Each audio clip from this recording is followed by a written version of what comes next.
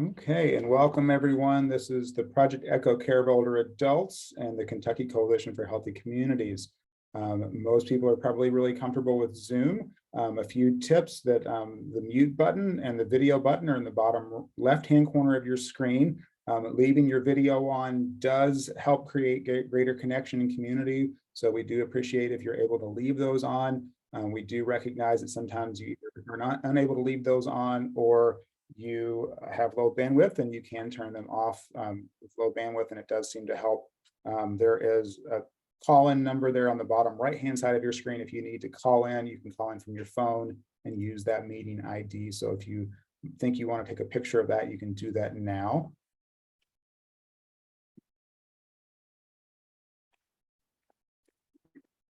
So I am going to ask Mona Huff if she will talk a little bit about the Kentucky Coalitions for Healthy Communities.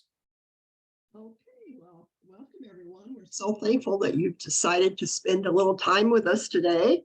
And our coalition is a coalition that we hope to create community support system for the older adults in our communities with the existing local coalitions and organizations. And that's what we try to do, is to find out what's going on in our communities and then add to that as we can. We're also wanting to develop the workforce and concerned community members to empower our communities to become healthier.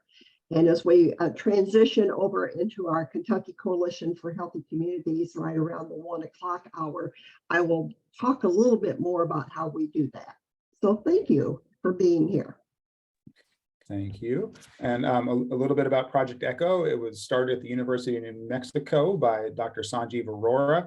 He was a hepatitis specialist. He realized that he couldn't possibly treat everyone in New Mexico with the new treatments he was learning about hepatitis, and he couldn't possibly train everyone by having them come to him or him going to them. So he developed Project ECHO as a way to move knowledge and build capacity at the local level. So he used case-based learning and a learn all, teach all methodology. And since starting at the University of New Mexico, focusing on hepatitis, it's spread around the world. And I think it's Project ECHOs cover over 100 conditions now. So this is our Care of Older Adults, which focuses on the care of old, and a lot of the same work that the Kentucky Coalition for Healthy Communities is doing around developing workforce and empowering communities to become healthier. So several people have already done this in the chat, so I'm going to ask everyone if they can put their name and organization. We greatly appreciate it. And if you haven't done so, I'm going to ask you to also change your name. And you can do that by clicking on the little 3 dots at the bottom upper right-hand corner of your Hollywood Square, and you can rename yourself there. And we do really appreciate everyone being here today.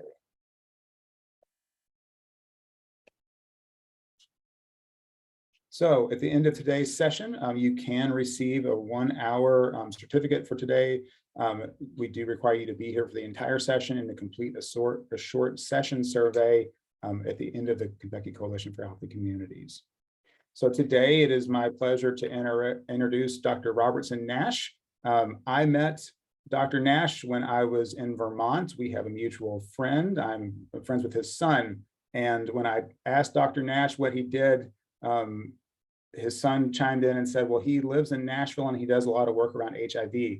And I said, and I think immediately launched into a story about my wife giving a safe sex talk to her mother when she became single as an older adult. And her thoughts being, you know, she didn't have to worry about HIV when she was young, and having that discussion. And as a communication background, I was aware of the challenges around communicating around sexuality and sexually transmitted diseases when I was in grad school. And so this is a topic that I'm really interested in.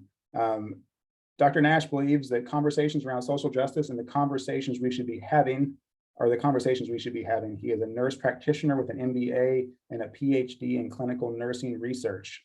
His perspective is grounded in liberation theology. His projects are notable for their focus on the agency and dignity of those being served, as well as the efficient use of organizational materials to meet program needs. And so I really do appreciate him being here today to talk about how we can all work better to serve older adults, and particularly vulnerable adults who are living with HIV and other stigmatized diseases as we work together today in this session. So Dr. Nash, thank you for being here.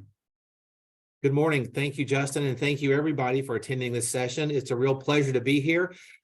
Justin may not know this, but I am not a Kentucky native, but very proud to say that my father, who was a Presbyterian minister, served in the church in Mayfield, Kentucky for many, many years back in the 1970s, which actually led me to Center College, of which I'm a very proud graduate and have many friends who are Louisvillians to this day. And I love your city and love the state. So it's a real pleasure to be here. What we're going to do today is just a really brief overview that I've put together to raise awareness around some specific aspects of a problem that I'm pretty sure is familiar to all of us. We're going to focus today on high-level concerns in my remarks, and I'll put a plug in. I'd love to come back at another time for more detailed discussion of micro-level solutions to what we're going to discuss as challenging problems. And the other caveat I'd like to give that I always give when I talk is to encourage everyone to remember that we're dealing with complex social problems here, complex social inequities and complex issues of social justice. And these problems cannot be solved by any one discipline or any one profession. And one of the reasons I enjoy working in this arena is that it's an opportunity to come together with people with all sorts of skill sets, with all sorts of knowledge, and brainstorm and put things together that we wouldn't think of in our own individual lanes when we're just working our own lanes. So I would encourage you to be gadflies and to talk to each other across your disciplines, and remember that the goal is not our own selves, but the goal is to empower people whose agency has been stripped away from them. So we have 3 agenda points that we are going to look at today. And we're going to review the demographics of people living with HIV in the United States. And then I apologize, I introduced an acronym without defining it. Older people living with HIV, OPLWH. So I was not familiar with that, actually. So I learned something putting this presentation together. But stigma and ageism are huge issues with this population, as they are with any population living with HIV. I don't think it'll be news to anybody on this call that HIV is not a biomedical problem. HIV is a political problem. HIV is a social problem. The solution to HIV does not lie in condoms, does not lie with medication, and does not lie with patient education, because all those things are very robust in all different corners of our society. The issue is the pronounced and growing stigma, which actually I believe is worse now than it was actually at the beginning of the epidemic.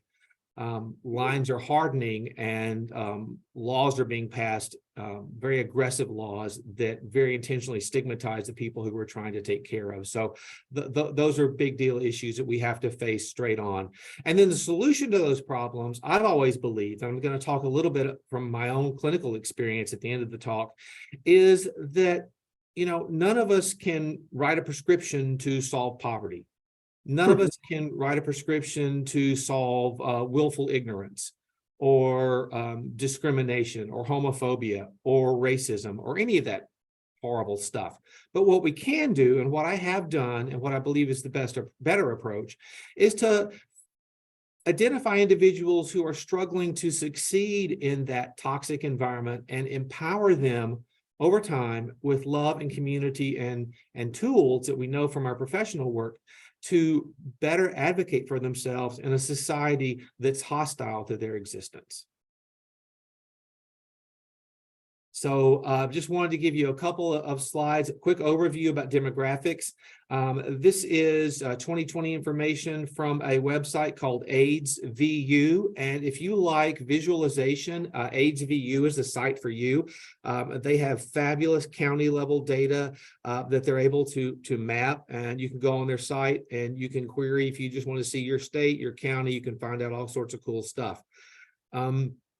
I tend to show this map in a lot of talks, and the reason I show this map is I believe that it's absolutely zero coincidence here that the concentration of HIV in the US, when you see the darker the red, the higher the concentration of HIV in the United States still is largely in the southern US, in the former slaveholding states. And if we had more time, I've got more maps that show other social inequities that are more pronounced in the former slaveholding states as well. But I believe it's no coincidence that in our part of the country where racism is still alive and well, poor education for minorities is still alive and well, a lot of intentional things that marginalize people. This is what you get when you have that environment. So this is the prevalence. This is everybody. And if you'll advance it, Justin, yeah, you can take a look. I asked the system to give me the prevalence of HIV for those 55 and older. And so you can see again, it's still really heavy in the southern US. And it goes up into Appalachia, but you can see that our region has a significant issue with people aging with HIV. And, you know, one of the things that's interesting that I wanted to show about this is that the new infection rate is declining in this population. And there are a variety of reasons for that. But the issue with people aging with HIV, you know, Justin had an interesting experience his wife did with her mom, and, you know, that kind of frank talk about sexual risk and sexual behaviors in older adults is absolutely necessary these days because people remain sexually active throughout their lifespan, and I certainly hope they do because I believe it's a normal and healthy part of our existence. I just want people to be safe. But HIV incidence overall is declining in this population. But one thing that I'll tell you that I didn't include on this slide is I've seen research demonstrating that there's pretty significant or greater, I should say, greater age discordance in relationships among men who have sex with men than among heterosexual couples. And what I mean by age discordance is just a fancy way of saying greater than 5 years of age between the partners in a relationship. You're more likely to see those age differences in men who have sex with men as compared to heterosexual couples. And that plays in here and is worth mentioning here because I'm sure some of you have seen this phenomenon clinically as well, where a young person who's grown up in a rural community and felt marginalized all their life comes to a city like Louisville or Nashville and gets plugged into the club scene, and that feels great to them because they finally feel liberated and validated. Unfortunately, there's older gentlemen out there who are happy to engage with younger men, and that sometimes leads to a tragic outcome of HIV increasing in young populations. But incidence is declining. And the other thing I want to take a second and mention, if you're not familiar with this phenomenon, I have not been able to find any papers on this, but anecdotally, it's very true. And any HIV provider will tell you this. There is a significant gap in the perception of what it's like to live with HIV between older people living with HIV and young people who are just being exposed to HIV or just becoming infected with HIV. And the reason for that, when you think about it, is pretty clear. A lot of guys my age came into their sexuality at the outbreak of the HIV epidemic in the early 1980s. And if you remember, highly active antiretrovirals were not available until 1996. And so there's a 15-year period in which over 50,000 people died, very, very horrible deaths. And guys my age lost many, many loved ones in this period. And guys my age took many, many brutal, hard to manage medications in order to fight HIV as the research and medical community was trying to figure out how to get a handle on this disease. So there's a significant amount of trauma, there's a significant amount of suffering, and there's a significant amount of survival guilt in older people living with HIV, that they, so much so that they don't feel like they can really connect with young people who are, in their perspective, glib about protecting themselves sexually. And then if they do get exposed to HIV, well, it's just 1 pill a day. It's not 18 pills a day around which you can't eat, but you must eat, and which make you vomit every single time you take them. And your friends still die all around you. So that's a point worth remembering when we're talking about older people living with HIV, that also fuels self-isolation and depression, because it's something that we don't talk about, and it's something that survivors don't talk about. Challenging comorbidities are another huge issue of older people living with HIV. And, a lot of these issues that you see on the screen listed here are issues for all of us as we age. But one of the particular problems about having HIV that, again, we don't talk about very often is HIV causes what's called early senescence, or aging of your cells and your ability to reproduce cells into older age. And so we don't tell people this when they're diagnosed, because it's not always good news and it's variable at the individual level. But it's also true, if you watch closely and over time, that HIV does cause people to age roughly 5 to 10 years earlier than their non-HIV infected peers. And we've seen over time significant clustering of these diseases, dementia in people living with HIV. There's actually a disease called HAND, or HIV-associated neurocognitive disorder, that you don't see very often anymore. It's extremely hard to diagnose. During my clinical years at Vanderbilt, if I had a patient, an older patient, and we were worried about cognitive decline, I would send them for a full day battery of neuropsych testing, because this condition is extremely difficult to diagnose. You can't diagnose it with a screening test. You have to do really, really deep diving to differentiate between loss of cognitive function associated with normal aging versus loss of cognitive function fueled by HIV infection. So thankfully, this is something that was more prevalent at the beginning of the epidemic than now, but it's still an issue. Type 2 diabetes, it's rampant in the Southeast, it's rampant in our population. Osteoporosis, there's some older folks for whom osteoporosis is secondary to some of the HIV drugs they might have taken for a while. There's concern in the community about a drug called Truvada, which some people associate with significant bone loss. Truvada does not cause significant bone loss, but there's a myth out there that it does. But still, you see more osteopenia and osteoporosis in people living with HIV as they age. And again, as a clinician, I always send everybody who was over 50 who had insurance that would cover it for a DEXA scan, just to make sure what their bone strength was looking like. There are cancers. Actually, yes, let's stay on this first to start. There are cancers that are more prevalent in people living with HIV. And of course, substance use disorder is a huge issue in this population. And we're going to talk about that in a little bit more detail in just a quick second. But I wanted to highlight all those. And then the point about depression and anxiety, I've talked about some trauma-related issues that fuel depression. Social isolation fuels depression, social marginalization fuels depression and anxiety.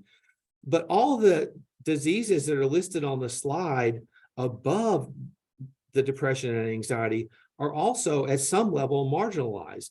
And at some level, people who struggle with these are ostracized in their communities. So, you've got a situation where a patient typically has more than one of these going on. You've got multiple disease processes. They're all stigmatizing. They're all marginalizing. Some of them are extremely complicated to manage. Some are easy, but they all fuel poor mental health outcomes, which fuel poor physical health outcomes. And what you end up working with is a very complicated patient with lots and lots going on. Now we can go ahead. So I pulled a couple of papers, and this is an older paper. And, usually I don't like to look at papers that are more than 5 years old. So I apologize. This is ancient. This is what, 12, 13 years old now. So in the world of academic literature, it's not that useful, but unfortunately, I couldn't find a lot of papers that had a lot of detailed information about substance use disorder in older people living with HIV. And the point of this slide is not to say exactly what the patterns of use are, because we all know patterns of use of illicits are contingent upon geography and subpopulation culture and age and all sorts of other demographic and economic factors. So the distribution of illicits might not be exactly what it was all these years ago, but the percentages of people using substances is significant. And even though I work for the state health department here in Tennessee now, I still see patients 1 day a week in a rural HIV clinic in Springfield, Tennessee, which is just a little bit south of Owensboro, Southern Kentucky. And most of my patients do use multiple substances. Tobacco, alcohol, and marijuana are all used by the great majority of my patients. When I was in practicing at Vanderbilt, I had a pretty hefty contingent of folks who use meth for recreational and sexual enhancement purposes and consider themselves to be in control of that use. But it is a significant problem. And again, we all know the relationship between substance use disorder and depression and self-isolation and how those all fuel each other.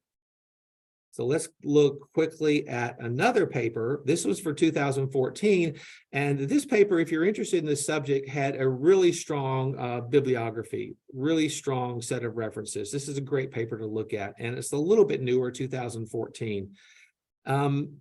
And there's no shock here. I put a couple of strong findings from the paper on the slide I thought were interesting.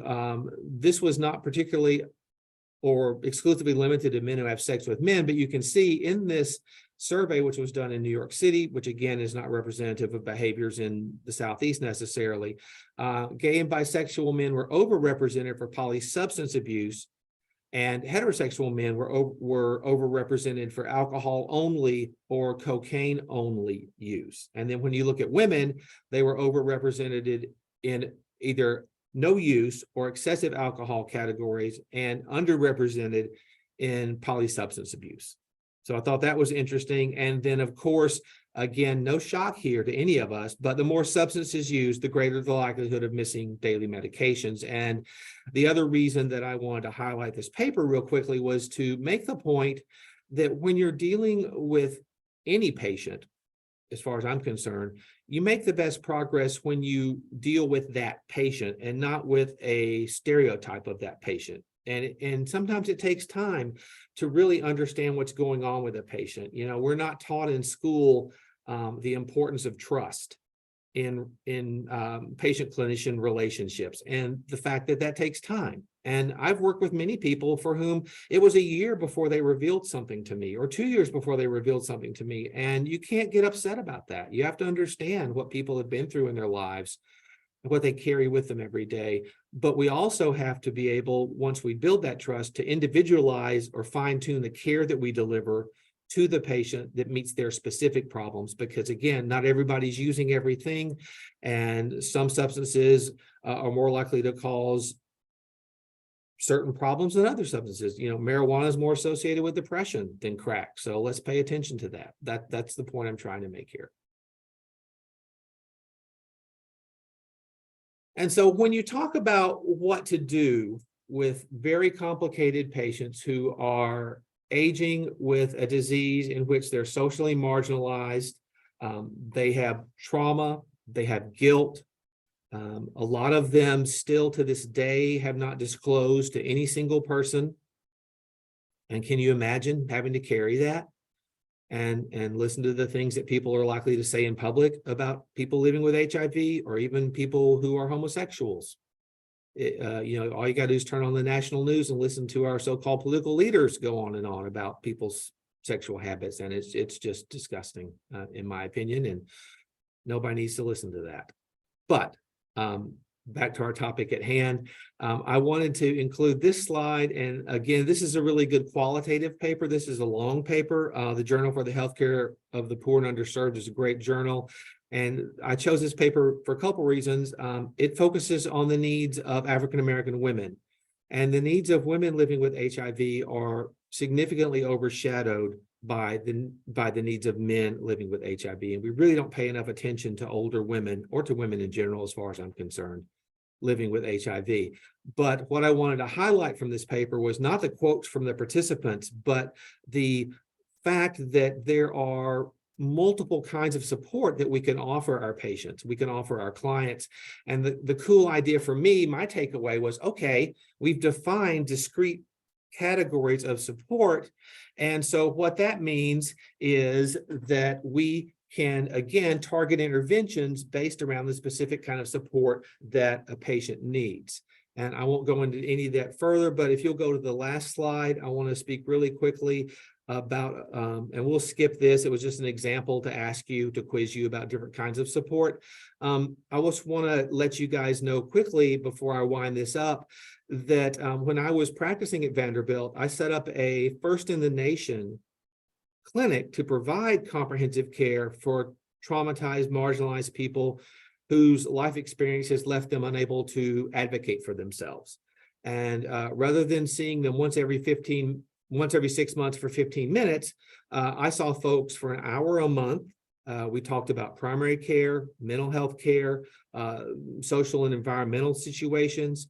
They had access to unlimited case management support. They had access to a dedicated triage nurse, and they had 2 sessions with an LCSW every month. So it was an intensive program, but it worked. It was amazingly successful, actually, with the patients. And actually, we couldn't get people to leave the program once they came in. We had hoped originally to bring people into the program, get them tuned up, empower them, and push them back to their regular provider, but nobody would leave.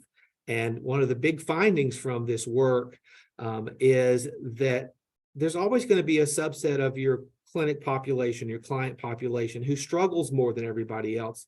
And it should be okay to give them more resources than everybody else, because not everybody else can drop in for 15 minutes and function well once every 6 months. So those are just a few high-level observations about what it's like to be an older person living with HIV. If there's time at the end of the presentation, I welcome questions. I've got a slide here that's got my cell phone on it, that's got my email address on it. HIVequity.com is a blog that I run around changing clinical models of care for people living with HIV.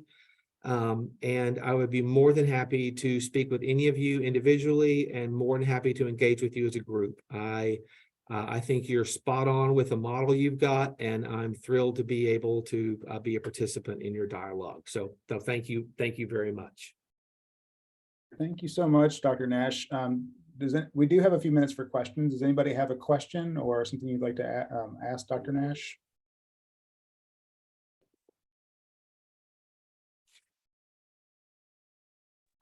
I do. This is Melissa Hopkins. I specifically work with substance use disorder, and my question has to do with treatment for HIV and SUD. Are there medications that do not work with like your Suboxones or other medications for substance? Thanks for asking. That's a great question, and the answer is no. There are no adverse drug-drug interactions between the antiretrovirals that we use now and buprenorphine or Suboxone. Very safe to use together.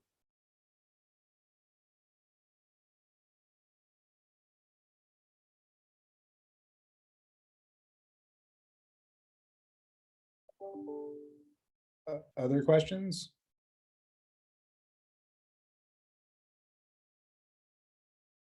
Well, at the risk of being chatty Cathy, I'm going to keep going. Do you find that there are, we have multiple pathways to recovery in SUD treatment. So do you find that there are models of support for HIV that go better with some avenues of recovery than others? Yeah, that's an interesting question. And my attitude about that is that as long as you're meeting the patient's need with the model, then I think that's the best model. But I can't say with any authority that 12-step programs work better in people living with HIV, or they work worse. I don't think there's even any data to look at that. But again, I think the answer would be individualizing the model. And it sounds like that's what you do, individualizing the model to the patient. Great, thank you. No, great questions. Thank you. I have a question for you from a case management perspective. So if we're working with older people living with HIV and I want to do a comprehensive care plan or be assessing what their needs are, what are some good questions that I can ask them so I can get pertinent information that I can use to best help them? Sure. That's a great question from a case management perspective. We had interdisciplinary plans of care with the program that I ran at Vanderbilt. And one of the benefits was I was the clinician. I saw them as a clinician, and we had a weekly huddle with our case manager before clinic and our LCSW, so we could all align our messaging. And I know sometimes it's difficult to get access to providers and counselors when they're not in your agency. But I would ask people just informally, questions. I never ask people directly, for example, are they depressed or not? But rather I ask people about the symptoms of depression. How are you sleeping? Do savvy commercials make you cry? How's your appetite? How's your sex life? And from that, I could distill that they might be depressed. But if I just came out and said, are you depressed? Most of the time they'd say, no, I'm not crazy, because of how stigmatized that is. And that's not a helpful dialogue. I would also ask people from a case management perspective, and this is also SUD, if they were using, I always followed up the question of how much are you using with what's the gain? The fact that you smoke 2 packs a day is interesting, but unless I know why you're doing that, I can't really help you get past that. And so I just put a message in the chat about substance use juggling, and that's an issue, absolutely. And I think what you do when a person is using more than one substance at a time is you go gently with them. You have to remember, and this is a good case management point too, when you're dealing with people who have been marginalized their entire lives and traumatized their entire adult lives, they know they're not supposed to be smoking. You don't have to tell anybody that, but they need to be given tangible goals that are easy to reach, and they need to be given high praise for reaching those tangible small goals. You can't just say, go from 2 packs a day to quitting by the next time I see you. A few cigarettes at a time is a gain. And if you're quitting meth but still smoking, I'm happy. When I was medical director of a homeless shelter, I used to buy a case of cigarettes every week because I would bribe people to stay, because I'd rather than stay with me and smoke than be out on the street with open wounds. And so you've got to juggle what you learn in school with the reality of a person's life.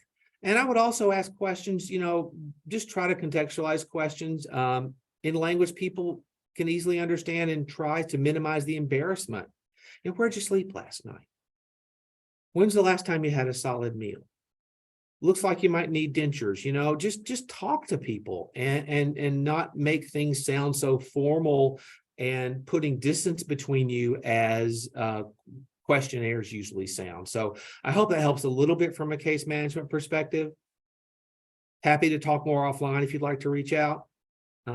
But that's my hard-won advice about substance use disorder from taking care of people in these communities for about the last 15 years.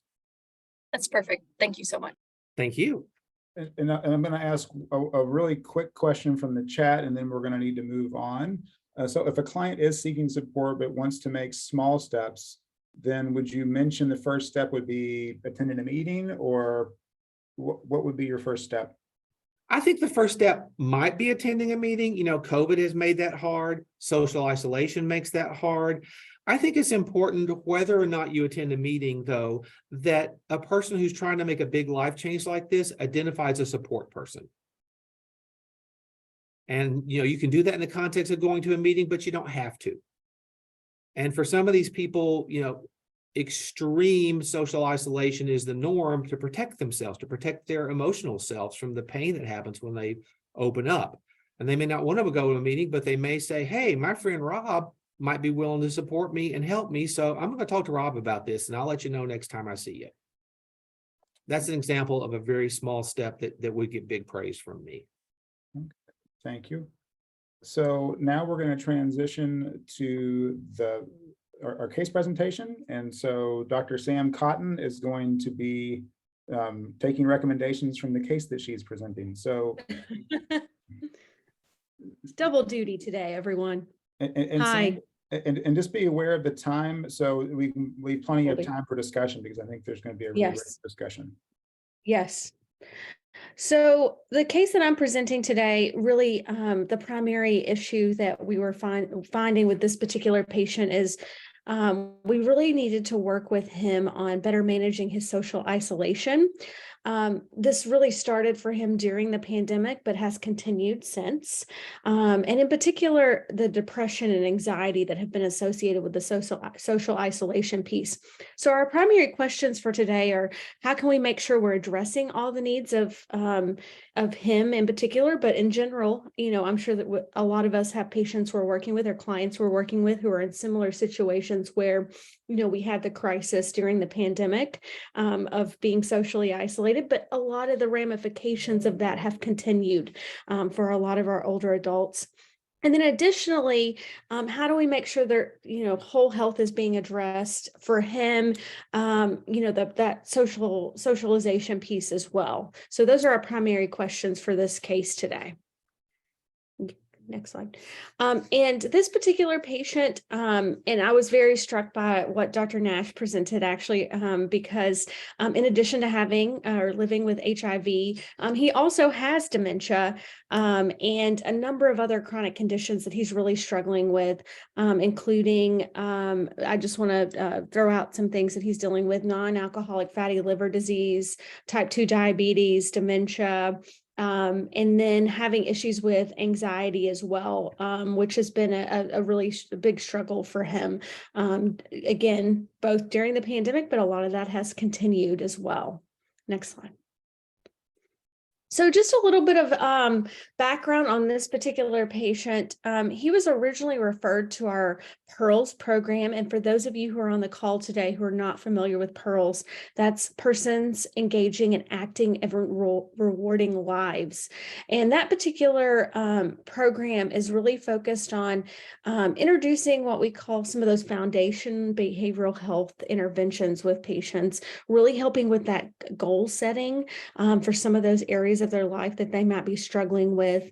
And something else to understand about him is he has consistently really struggled with his nutrition habits as well. So while he does get Meals on Wheels delivered to him, he, from a standpoint of personal preference, always says that they're not good and then ends up eating fast food or prefers to eat snacks as well. So again, some things in terms of that whole health approach, how can we really help him in terms of some of these other areas of his life as well. Our patient, from the standpoint of his social determinants of health, he, does have an advanced care directive and a power of attorney. He does have a support system.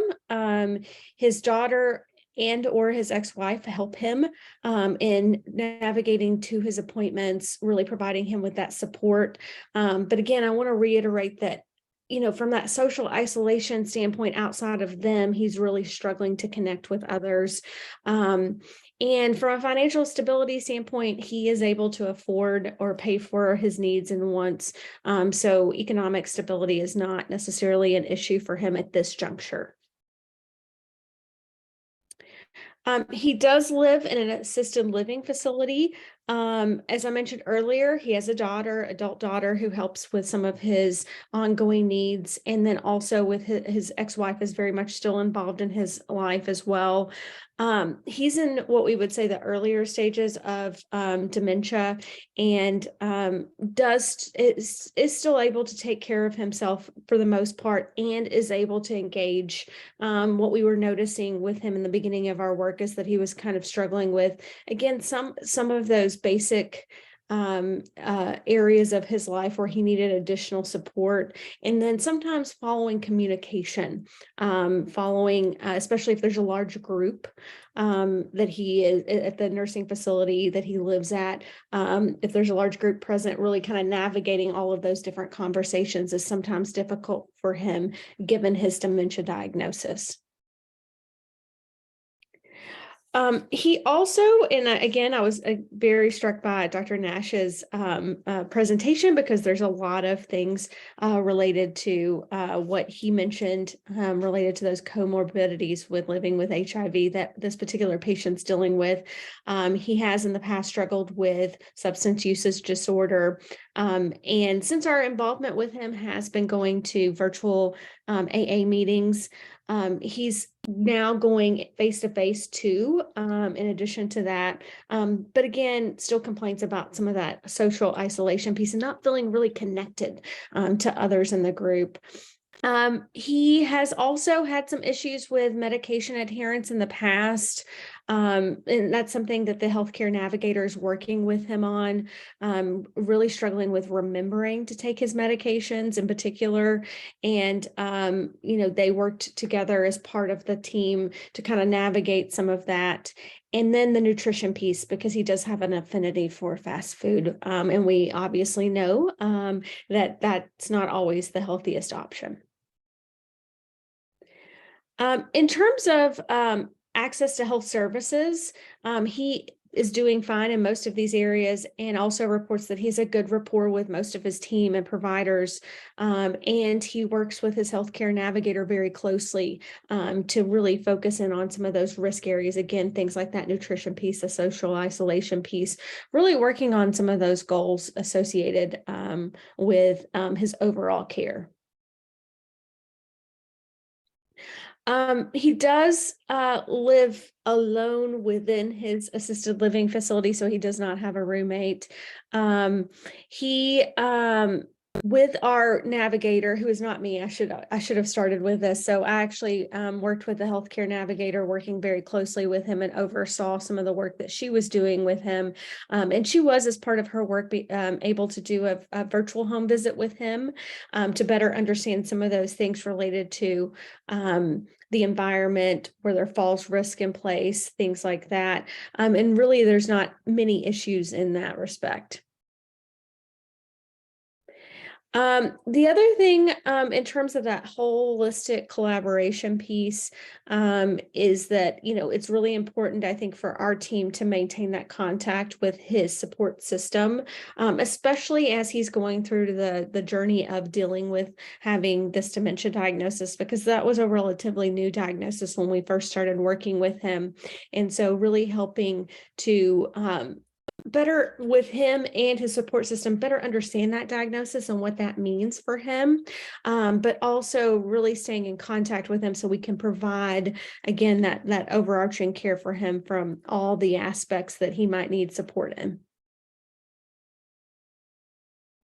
And here's a list of medications that he is currently taking. Do we have pharmacy on today? Okay, let's just leave this for a second for everyone to be able to see. So as you're looking at this is quite a few medications, right? And so in addition to some of the issues that he had related to, remembering to take his meds, there's quite a few where he's taking them at different different parts of the day as well. And so, navigating that has been difficult, particularly as he's sort of forgetting some of those parts of his routine that probably wasn't a problem in the past. And I would also say, too, as it relates to his diabetes, really remembering to check his blood sugar levels on a regular basis was also a struggle and something that we wanted to really focus in on as well with him. So, going back to some of these things related to his overall care, again, the social isolation piece. The other thing I should have mentioned at the beginning as well is that he had but I mentioned he had a substance usage disorder, particularly focused on alcohol usage. And the pandemic really exacerbated some of that for him. He was feeling very lonely, not feeling very connected to anyone. The facility that he lived in obviously was having to cohort individuals based on COVID to keep everyone safe. And so he wasn't even able to engage in some of those activities that he had enjoyed at the facility prior to that. And so, that resorted to him using alcohol again to really cope with some of those things, those feelings that he was dealing with, that depression, that anxiety piece. And so the navigator who's assigned to work with him really focused in on one, getting him connected to resources like AA, but also using motivational interviewing to figure out, what are these things that are important to him. And for him, it was really that support system piece. Being connected to his daughter was particularly important. Post-pandemic, now that we're able to, I don't even know if I should say that, knock on wood, post-pandemic, shouldn't even say that word probably, but in this phase that we are in post-COVID, he has been able to engage in more things that he enjoys. But again, he's never really been able to rebound in that same way and have some of those connections that he lost during the pandemic. So some other questions that our team had was, how do we address some of the stigma dealing with HIV for him, because he doesn't obviously just share this or disclose this. And so sometimes that becomes a struggle for him internally and dealing with the anxiety related to that. And then how do we support his daughter, who is one of his primary caregivers, and the complexity of his ex-wife being involved in his care as well. So if anyone has any thoughts on that, that would be really helpful. So I think we'll open it up for discussion now. And Dr. Nash, I think you already had something in the chat. Can you explain a little bit there? Let me come off mute. Yes. Thank you, Dr. Cotton. And again, I don't want to overstep my role at all. I'm not his clinician, but I did observe that he's on a BID regimen of 3 medications for HIV, and that could easily be consolidated to 1 pill once a day. And if there are issues with juggling that number of pills, which I would have issues with juggling that number of pills, that might be an easy step to take for his provider. But again, do not want to overstep my role, just making an observation. And I appreciate how frustrating that is for patients. I've got patients who would come into clinic with a suitcase sometimes, and it's just hard to see all that. And it's especially hard when you're dealing with multiple providers prescribing multiple medications with no one driving interactions. That's a real nightmare. It's something I deal with in my current practice. Mm-hmm. That just exacerbates all of this. I think, for him, the health navigator has really focused in on what are some tools that we can add here to help you better manage this. And also, how do we, because again, he's in assisted living, so no one's coming to say, did you take your meds necessarily, right? He is in a facility, but they're not managing all of that. So how do we help him because staying independent is important to him as well, and something that matters to him. So how do we help him, continue to stay as independent as possible, given his diagnosis of dementia as well. So he had been really struggling with that piece. I don't know if I said this, but there was also related to outside of the medications he takes for HIV, which he understands, what those, all of the ins and outs of that. Some of these other medications have been added slowly over time. And so to that health literacy piece, really backing it up and explaining, okay, this medication is for this one's for the, helping him better understand some of that, because there was some confusion around that as well. Yes, and again, I know you do this, but you have to contextualize the reason for a medication, again, in terms a patient can understand. And people usually don't understand even words like hypertension or diabetes. And so, I always talk to patients about the sugar because that's how people understand it.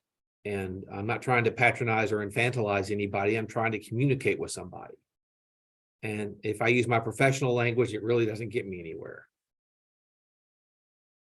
So I'm just quickly looking at I'm just wondering if he's on more than one. Yeah, he's on 2 antihypertensives too. And there's a ton of combo antihypertensives out there. Ton of them, It's a med category where there's a combination for everything, it seems. May not be available on his insurance, but that could be something else that helps him. Do you have any and recommendations for, navigating that conversation related, going from with his provider? Because he's seen not within our optimal aging clinic, right? He's seen in right. someone else. And so how do we navigate that conversation of, is the best approach to work with him to focus in on, I'm struggling here with taking all these medications. Is there something else I can do? Versus taking 3, is there, this, you said 1 pill once a day versus the 3 pills. Yeah. How should we navigate that conversation with the provider? So if I were the provider receiving that, I would much prefer to receive a phone call, and rather than just an email, which I could blow off, or a letter, which I would never read, just to be really candid with you. So a phone call is going to get my attention, and, just couching it in terms of, peer-to-peer, we're trying to solve a polypharmacy issue with a patient with dementia, and we need to consolidate as many meds as possible. We're reaching out to a variety of providers, and we happen to notice that his HIV regimen is BID, and that's something he really needs help with. Could he possibly go to a QD regimen and maybe even 1 pill once a day regimen? And I think Melissa, or AKA Chatty Cathy, has a great observation there too. If the daughter attends appointments with him, that's important. It's also important to get a release of information or an ROI from the patient before you call the other provider, because the last thing you want is to deal with somebody who's a stickler about that stuff and won't talk to you because you don't have the document.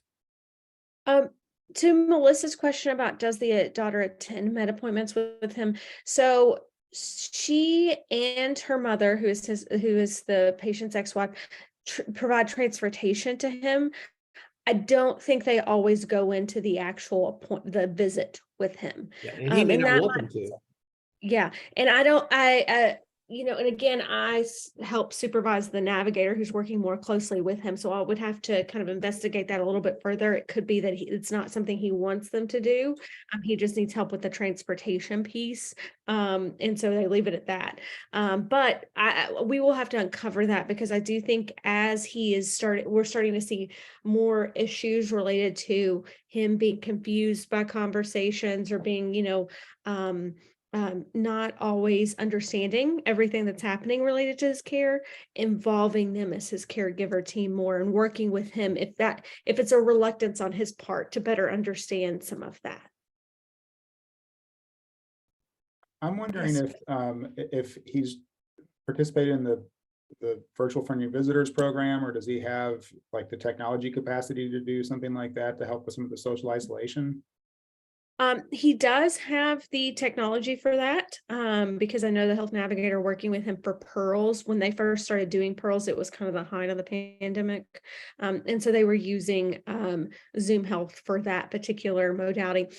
I will have to check about virtual friendly visitor, but that's a good point, that he would be great to be connected to that particular program. Does the daughter have a POA? Yes. Call if he does not wish them to attend. Yes, so he does have all of that taken care of. And it's divided from an advanced care standpoint and the power of attorney standpoint. And I believe that they are so involved in just helping him coordinate, because I think they were the ones who originally referred him to us when we were advertising our Pearls program, that they're listed as contacts for him, like with permission to have conversations with providers as well. So that's a good point, Melissa. The other thing I would like to investigate too, that was on one of my slides, if anybody has any suggestions on this piece, is he really struggles with, again, the reason we got him enrolled in Pearls originally was because he was a little bit reluctant to engage in behavioral health. And just in general, right? So pearls is a little bit more of a more structure surrounding that. It doesn't have the word therapy, in the intervention title. So he's a little bit more interested in participating in that program. Whereas we have noticed or observed some of this internal tension from a stigma standpoint with him with this HIV diagnosis and how he internalizes that and that stigma. And some of that you kind of talked about, Dr. Nash, and others might have feelings on this as well. How do we help him navigate that? How do we help, motivate him to kind of maybe continue, past the Pearls program, getting into therapy and really addressing some of that anxiety and depression he has, right? Because I think he's not obviously disclosing this to everyone. So he kind of feels like, oh, I don't have this connection because people don't know that about this, part of my life. My name's Amanda, and I was just kind of thinking about some of the things that Dr. Nash had mentioned too with his meds, and just, I'm thinking like, getting pharmacy involved with that, I think could be helpful to kind of figure out what may be the best plan for downsizing his overall medications. I don't know if he fills them all at the same pharmacy or whatever, but I think having the pharmacist involved with that and kind of getting some suggestions may even be helpful beyond what the doctors are doing. But I don't know, also being that he's in an assisted living situation, he's not considered institutionalized at this point. So there's still some independent living situation there. So typically under like Ryan White Part B type case management programs, if someone is institutionalized, there's not as much that we can do for case management, but I don't know if he would be open to that idea of enrollment in case management. I know personally with our case management that we provide in Northern Kentucky, we have more than 50% of our clients that are over 55. So it's definitely something that we see growing and growing as far as who we're serving. And we also have a peer support program. So the peer support offers an additional emotional support with someone living with HIV. And we purposely, found, a peer support specialist that is older for our program to be able to provide that additional support beyond what the case manager can do. And it's turned out to be very, very helpful for clients that have been ambivalent about going to see a mental health provider. And then I'm not sure also if there's any availability for like a senior day program in the area that he could go to for more social support. Okay, these are all great. Thank you so much. These are great suggestions. I don't know about peer support, and I don't think he's connected right now to any type of support group. So I think that's a really good thing for us to investigate with him. I think that would be something good because again, it's one of those situations where yes, he has connections, he has a support system, but he still feels this kind of like isolation, right? Because you can be around other people, but still feel like, you're not connected with them. And so there's obviously something there that he needs, that he's trying to articulate, that he's struggling with, Well, and with So the HIV, I feel like if he would be interested or open to the idea of HIV specific case management, then that can give him an opportunity to be able to potentially meet other people that are dealing with similar health conditions and concerns. Yeah. So Sam, I just, and this is kind of along the lines of what Amanda is discussing there, basically possibly a support group for people with HIV, living with HIV. Two people chimed in, and then Melissa asked, do you know what his veteran status is? Because there might be resources for the VA. He's not a veteran. He's not a veteran. I know that. And then Laura chimed in about maybe some either virtual yoga or Tai Chi classes or something to help, with movement and Perfect. Yeah, and that was another area. He does take walks. That's pretty much his form of movement. But in terms of doing anything else related to strength or really working on some of that mobility piece outside of just taking walks, he's not exercising per se. So that is something I think we should refer him to as well.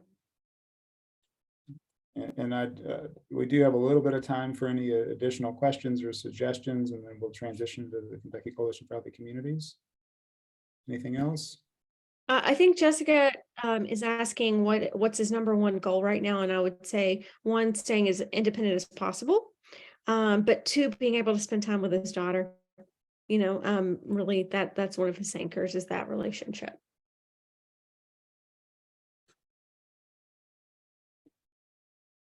Okay, well, thank you, everyone. Thank you, Dr. Nash, and thank you, Dr. Cotton. Yes, thank you all. Thank you all so much for these recommendations. So, Charlene, did you have one closing comment before we transition, or a question? Yeah, yes, I did. I'm not sure where this individual lives, but especially how he needs some type of support with peer support of similar age around him, or like doing some type of physical activity. The senior centers here in Louisville are awesome. To just having games, or they do physical activity, whether it's Tai Chi or yoga or dancing or walking around the building. Sometimes I think once a week they go swimming. So they're very active in keeping their individuals over, I think it's over 50 or 55, active in that way. So. And he is not currently connected to a senior center at the moment, so that's something we can investigate. Thank you, everyone. Simona, I'm going to introduce you to transition to the Kentucky Coalition for Healthy Communities. Okay, thank you, Justin. And we certainly have had a rich conversation. The purpose of our Kentucky Coalition for Healthy Community is to be able to train and empower stakeholders and community members to provide hope and education for their communities. So we want to take what we've learned today too and figure out how we can get that into our communities. So let's go on to the next slide. So one of the things I'd just like to give us a few moments to be able to share some thoughts. What is something that you learned today, and how are you going to share that with the community? I really feel like that we've learned an awful lot and even heard of some resources that perhaps we weren't aware of. So how are we going to share? Then just unmute yourself, or you put it in the chat, and someone will help me with that.